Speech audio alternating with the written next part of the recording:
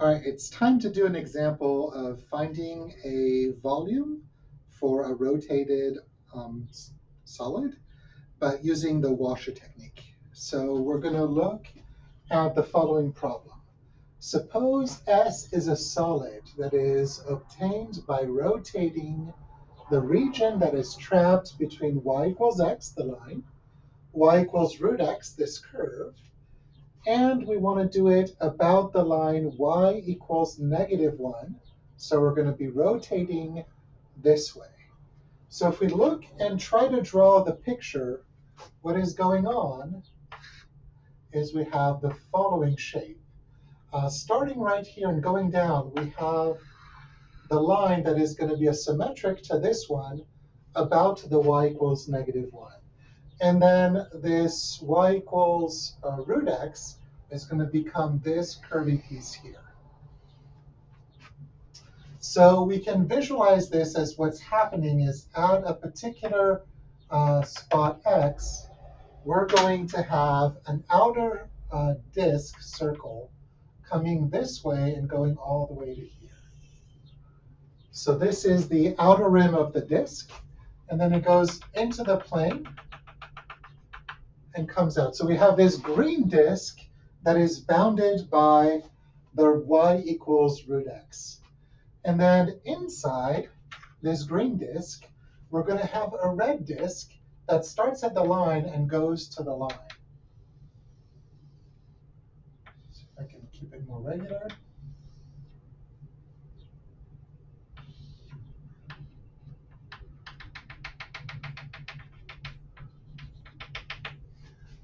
And so we have this red disk, that is what we're going to take out of the solid. And so we end up integrating just this region of a washer between the two disks. Think of it as this washer that goes up and around as the solid is rotating. And so in order to find the volume of the object that we're creating, we're adding together the areas of all of these washers as x goes between 0 and 1, because those are the intersection points of these two curves. So the way we're going to do it, the way we view this, is we have to find the area of the green disk, and then we're going to subtract the area of the red disk. So we're going to say that our volume will be the integral. Here it's going to go from 0 to 1. For the green disk, we're going to get pi r squared for the green disk. So I'll call this R1. And then we're going to subtract with the area of the red disk, which is going to be pi r squared for the red. And so I'm going to put this as a little 2. So we have our green disk here, and we have our red disk here. And that will give us the true volume. So now we just have to put in what our actual functions are and what these radii actually are. For the green disk, the radius starts at our center. Our center is -1. We go up to the x-axis, and that's a length of 1. And then we go the extra length all the way up to the root x curve. So R1, the radius of the green disk, is 1 plus root x. Root x is above. And then for the red disk, R2, we also have this length of 1 from the axis of rotation, y equals -1, to the x-axis. And then we have a length right here of y equals x that we tack on. So R2 is 1 plus x. So these are the two variables that we plug into our volume computation, so we can find the volume of the solid obtained by this revolution. So V is then going to be the integral from 0 to 1 of pi times R1 is 1 plus root x that we're squaring. And then we're going to subtract pi times 1 plus x that we're squaring, dx. And it's very, very important to notice that it's all of the radii that get squared. It's not just the function. And so this becomes a little bit trickier when we're doing integration. Now, astutely, you'll notice that both terms have a pi, so we can pull out the pi completely.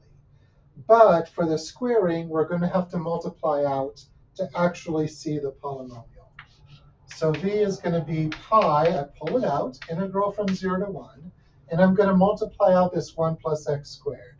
So I'm going to get 1 plus x plus 2 root x.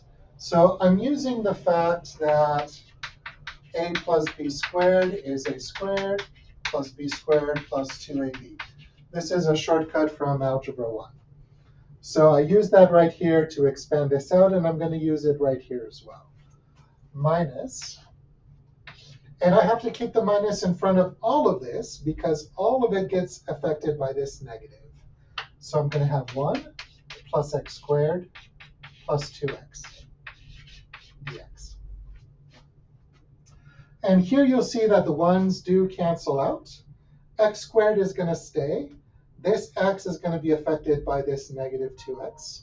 And this 2 root x is going to stay. So I'm going to write it one more time before I finish my actual integration computation. So I have 1 minus 1 is 0. I have x. I have 2 root x. I have negative x squared.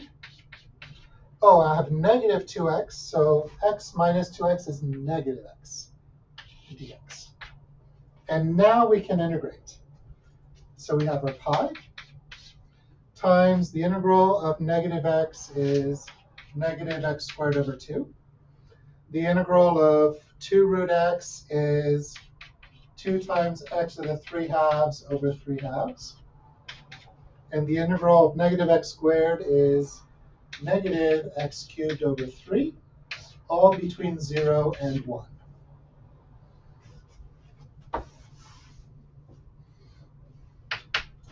And so we keep going. Now we plug in 1, and we'll subtract when we plug in 0. So I have my pi out front. I plug in 1, I get negative a half. I plug in 1, here is 1. Here is divided by 3 halves, so I get 4/3. And here I have minus 1/3. And then when we plug in 0, we'll get 0, 0, 0, so those will all go away. So we get 4/3 minus 1/3 is 3/3, that's 1. 1 minus a half is a half. And so as a final answer, we get pi over 2 as the volume of the solid we obtained by rotating this little wedge about the y equals -1 axis.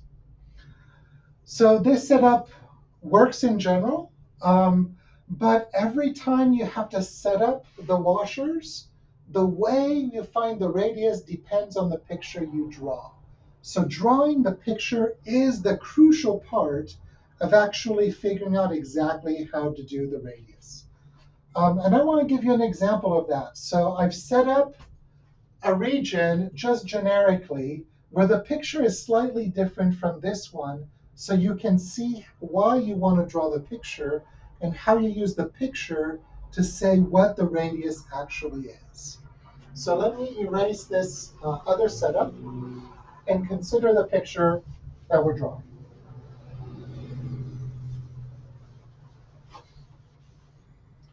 So the region that we're going to rotate is the one trapped. So this I'm going to say is 0 to 2, for instance.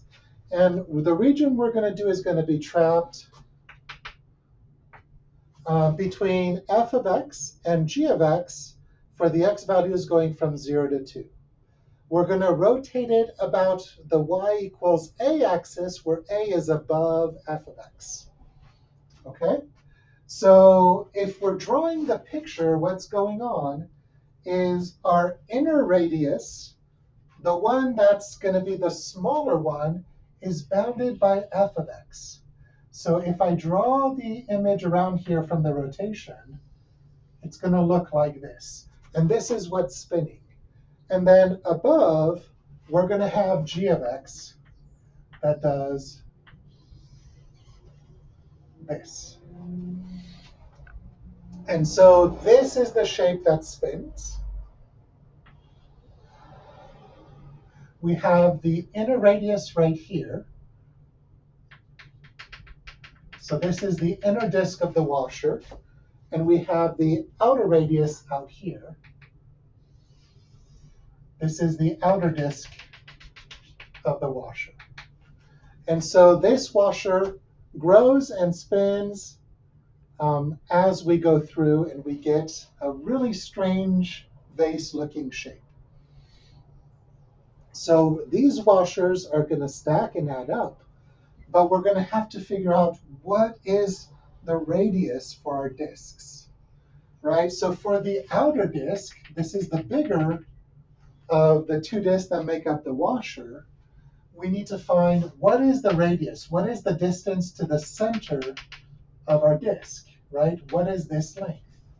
And this length, if we look about it, it's actually all of A minus G. So this is all of A, and this here is G. This is what we're throwing out. So the radius for the outside, I'll call it outer radius, is going to be A minus G of X. The radius for the small disk that's bounded by f of x is all of A minus f of x. That's what we're throwing away. So we'll call this the inner radius.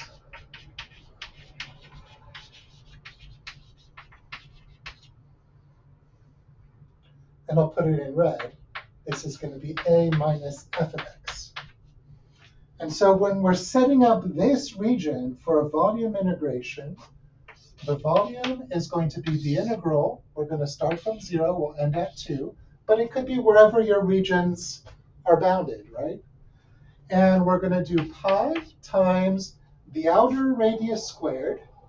So this will be A minus G of x squared minus the area from the inner disk that creates the washer. So it's going to be pi times A minus f of x squared dx.